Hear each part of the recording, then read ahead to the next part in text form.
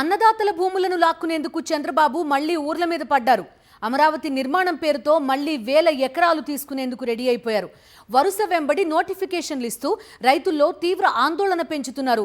రైతులను వేధించకుండా అతి తక్కువ ఖర్చుతో అందుబాటులోకి వచ్చే మావిగన్ను మాత్రం నిర్లక్ష్యం చేస్తున్నారు. బాబు చెబుతున్న అమరావతి కారణంగా రాష్ట్రానికి మిగిలేది లక్షల కోట్ల రూపాయల అప్పులేనని, అవి రాష్ట్రానికి గుదిబండగా మారతాయని మేధావులతో పాటు రాజకీయ విశ్లేషకులు భావిస్తున్నారు. చంద్రబాబు భూదాహం అమరావతి ప్రాంత రైతుల పాలిట శాపంగా మారింది. రాజధాని అమరావతి పేరుతో పచ్చని పంట పొలాలను సర్వనాశనం చేస్తున్నారు. తొలి విడతలో భూములు ఇచ్చిన రైతులకే ఇప్పటి వరకు రిటర్నబుల్ ప్లాట్లు ఇవ్వకుండా తీవ్రంగా ఇబ్బందులు పెడుతున్నారు.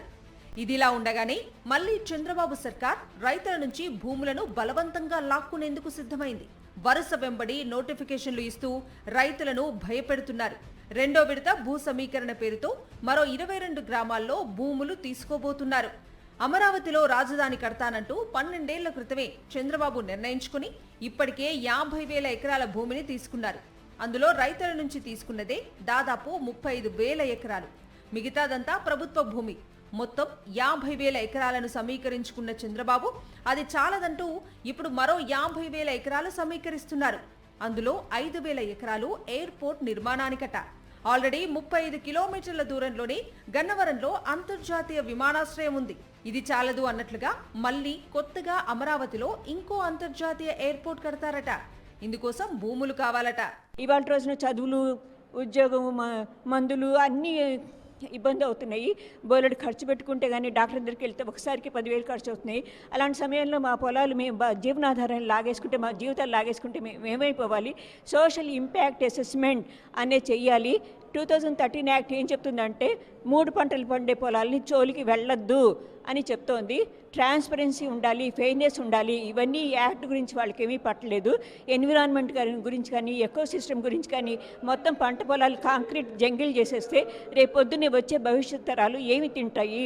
కుక్కలు నక్కలు పీకు తినాల్సిన పరిస్థితి వస్తుంది చైనా వాళ్ళలాగా అని నేను కలెక్టర్ గారికి కూడా చెప్పాను. అన్సారీ వాళ్ళంతా కలిసినప్పుడు చెప్పాను.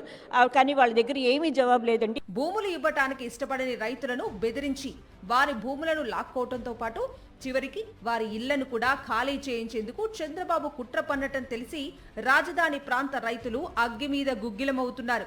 మందడం గ్రామంలో రైతుల నుంచి భూములు తీసుకున్న చంద్రబాబు ప్రభుత్వం ఆ తర్వాత రోడ్ల నిర్మాణం కోసం ఇటీవలే ఇళ్లను కూడా ఖాళీ చేయించేందుకు ప్రయత్నించింది.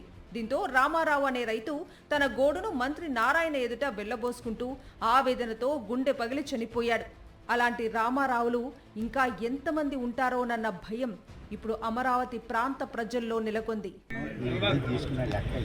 తీసుకోండి, మాకు ఎక్కడ ఇస్తారంటే శ్రీరాశి రోడ్డు పొలాలు ఇచ్చాం. సింగపూరాలకు ఇచ్చిన దాంట్లో 2 ఎకరాలకు తీసుకొచ్చి వాగులోకి కొట్టాడు నారాయణ గారు లాడర్ అని. ఎవరు చెప్పుకోక ఇంతరోజు నీళ్లు పట్టినాయి. మరి ఆయన కొట్టమంటేనే వాళ్ళు కొట్టింది. ఇంతరోజు నీళ్లు పట్టినాయి. ఈ ఇల్లు ఇచ్చి మేము బొచ్చలు పట్టుకొని బజార్లో అడుక్కున్నాం కదా. అది సింగపూర్ ఆ శ్రీరాశి రోడ్డు అవతల ఉంది. మా మొత్తానికి ఒకసారి ఎందుకంటే ఎవరి కాళ్ళకి ఇచ్చానుకో హైదరాబాద్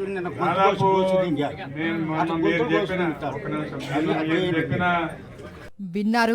అయితే ఇలాంటి పరిస్థితి లేకుండా ఏ రైతుకు ఇబ్బంది రాకుండా మావిగన్ ప్రతిపాదనను తీసుకువచ్చారు వైఎస్ జగన్. మచిలీపట్నం, విజయవాడ, గుంటూరు కారిడార్ను కలుపుతూ మావిగన్ ప్రతిపాదన తీసుకురావడం ద్వారా లక్షల కోట్లు ఖర్చు చేయాల్సిన పని లేదు. ఏ రైతును రోడ్డు మీదకి లాగాల్సిన పని లేదు. పైగా అతి తక్కువ ఖర్చుకే రాజధాని అందుబాటులోకి వస్తుంది. అది కాకుండా మొదటి రోజు నుంచే రాజధానిగా మావిగన్ తయారవుతుంది. కానీ చంద్రబాబు చెబుతోన్న అమరావతి ఎప్పటికి పూర్తవుతుందో, ఇంకా ఎన్ని తరాలు గడిచిపోతాయో కూడా ఎవ్వరికీ తెలియని పరిస్థితి నెలకొందని అమరావతి ప్రాంత రైతులు మాట్లాడుకుంటున్నారు. అమరావతి, మావిగన్ల మధ్య వ్యత్యాసాల గురించి ఇప్పుడు ఎక్కడ చూసినా చర్చ జరుగుతోంది. లక్షల కోట్లు ఖర్చు పెట్టే కంటే కేవలం అతి తక్కువ ఖర్చుకే మావిగన్ పూర్తవుతుంది.